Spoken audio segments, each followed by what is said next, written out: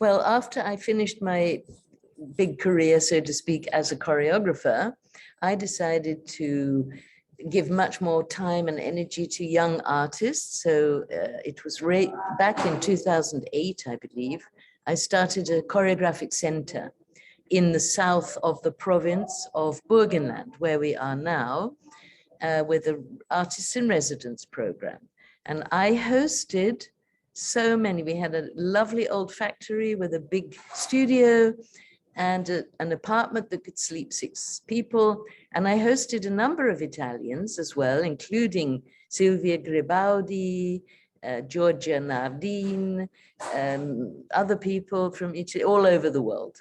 And then we decided, because it was a very small town called Pinkerfeld, that was a bit embarrassing when you saw the EU projects with Paris and Rotterdam and whatever. We asked if we could come to the capital Eisenstadt, which is where we are now, where there is a huge and beautiful modern architecture, Kulturzentrum.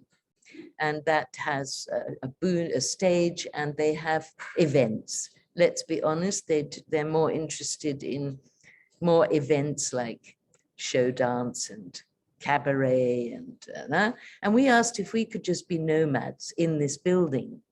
And we just entered here. We had our first festival, the Burgenländische Tanztage, in 2019 in May. So that's almost 3 years ago now. And then shortly after that, not long after, COVID emerged. We didn't really get an apartment where the people could sleep, our residents. We said, we want you, please, to pay for that.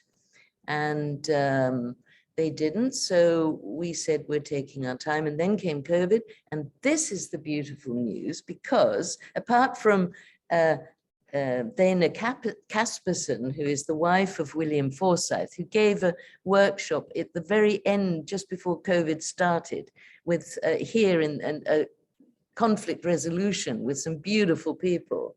That was our last event. The next person to come is Laura Gazzani, and we've just started this week here again to bring it to life. And that's what's happening. We're having a wonderful time. So this is a rebirth. Oh, it's happening a lot of things with Liz.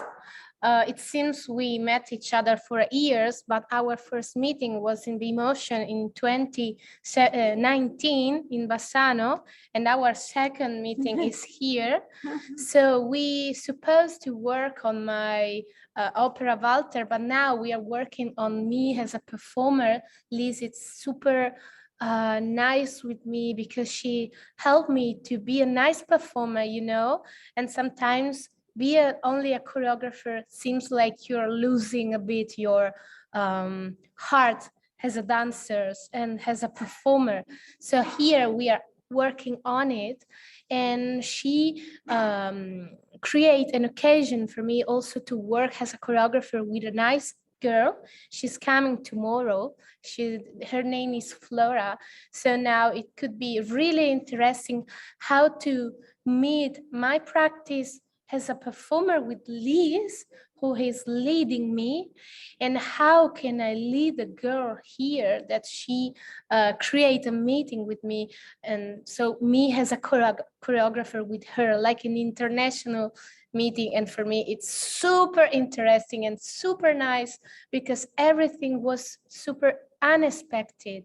So I'm really thankful to Roberto, to Liz, absolutely, to Boarding Pass, because things going on in an unexpected way. When I started the program back in 2008 or 7, whenever that was, I'm not sure, I wanted to give I called it emerging dancers. I wanted to give young people coming out of university, dance university with contemporary dance, a chance to just be dancers. So I was an old choreographer making a piece together with them, and we danced it here down in this province for schools.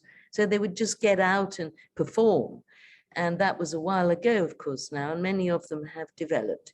Then we've been going through a phase, in my opinion, particularly in Vienna, which is the center for heady thinking in dance, I would say, which means too much thinking and not enough action in the body. And this began to really, it's not just in Vienna, but it's particularly a phenomena, I would say, in our dance scene in Vienna. And I started to see in the young makers, because everybody's a maker now. Nobody is anymore a dancer. Dance companies have sort of disappeared. I was probably the last bigger dance company. I was in a big theater in Vienna. It's all too conceptual in the sense that, you know, at the end of the day, it is the body that is the language. So coming back to myself with young dancers, I feel, and this is where I'm restarting with Laura, which is, she's a beautiful partner to do this with. I feel that dance is handed down through generations. It is handed down through the body and through learning, whether it's a folk dance, which is going back 500 years, it's been passed down through generations.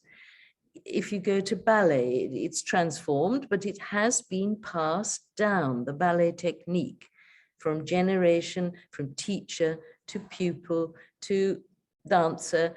That dancer gets older, many of them teach the next generation. So I believe that this has got lost. In the ballet world, it has become just athletic.